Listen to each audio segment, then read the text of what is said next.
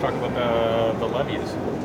What's your reaction to like some of the numbers that you heard today from administration? Well, the most surprising thing today is that these levies are supposed to be paying half of the water and wastewater, and we saw that they've been paying about 20%, 25%. So we're not even getting half.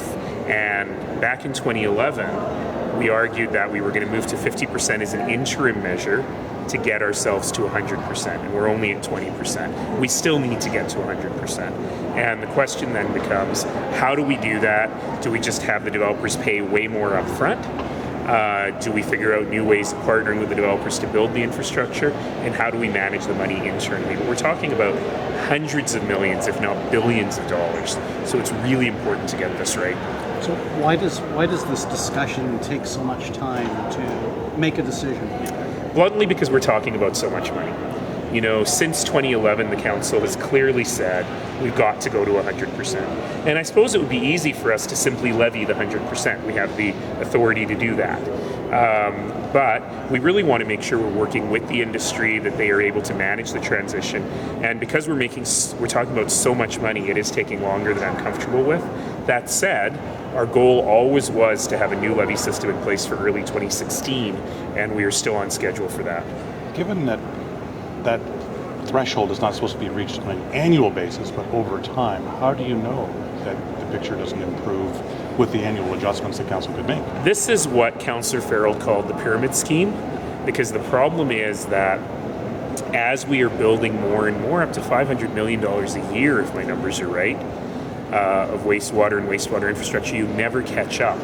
So the people coming into the system are still paying for the old stuff in addition to the new stuff that they need. And I suppose if the population keeps increasing at an exponential rate, the pyramid never collapses on itself. But I would rather sort that out rather than continue to build this pyramid. At one point you mentioned 100% might not be enough.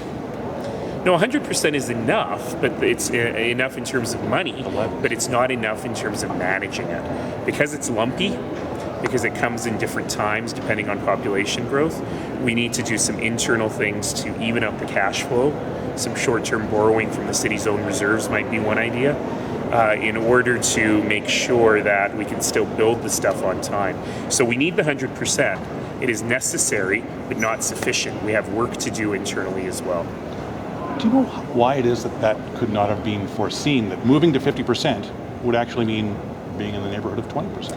It's because our population growth was much higher in the years 11, 12, 13, 14 than we expected it to be when we passed the levy in 11.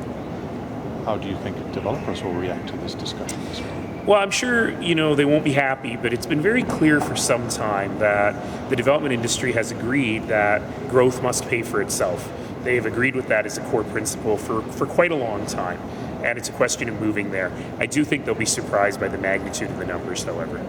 And so some of the challenges you talked in there was, do we move to 100% too fast? Does that cause a slowdown of what's built? Is that one of the things we talked about? I am less worried about that than most folks are, because when you look at the average increase in house prices in Calgary, the increase to this levy wouldn't even cover your average annual increase in house prices. So I'm less worried about it slowing down growth because there'll always be demand.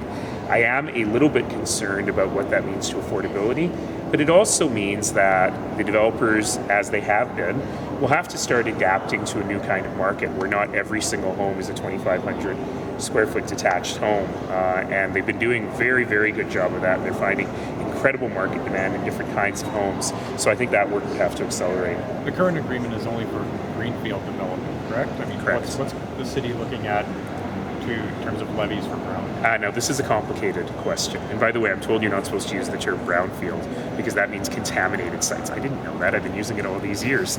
But in any case, so the map that Councillor Chu was referring to that none of you saw is a map that shows that under current legislation, you can only levy once.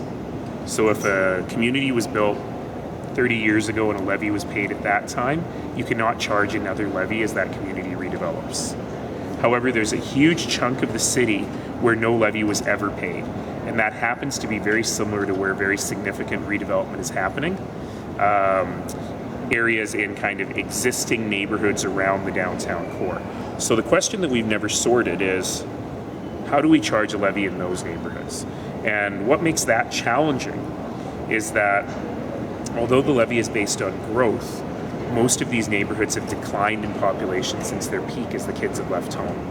So if you're building, for example, in Bowness, a new 55-unit apartment building, you're not actually increasing the population beyond what the infrastructure was originally built for.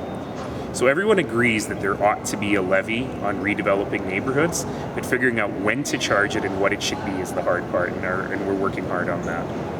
Can you update us on the negotiations on a new master agreement? How's that going?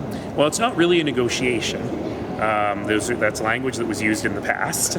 But in reality, the city has the right to levy these fees. So we will have a new offsite levy bylaw in autumn of this year. We're just trying to make sure that everyone understands where it comes from and how the numbers are being calculated. And I want to be clear in terms of what might be in that agreement. Would that solve the problem that the administrators were talking about this morning, or we need even more changes? If we go to 100%, it would go a long way towards solving the problem on water and wastewater. There is a lot more growth-related money that we require for things like transit and rec centers and libraries, and those are the pieces where we are still negotiating and we're still talking about the right way to do that. All right. Thank you.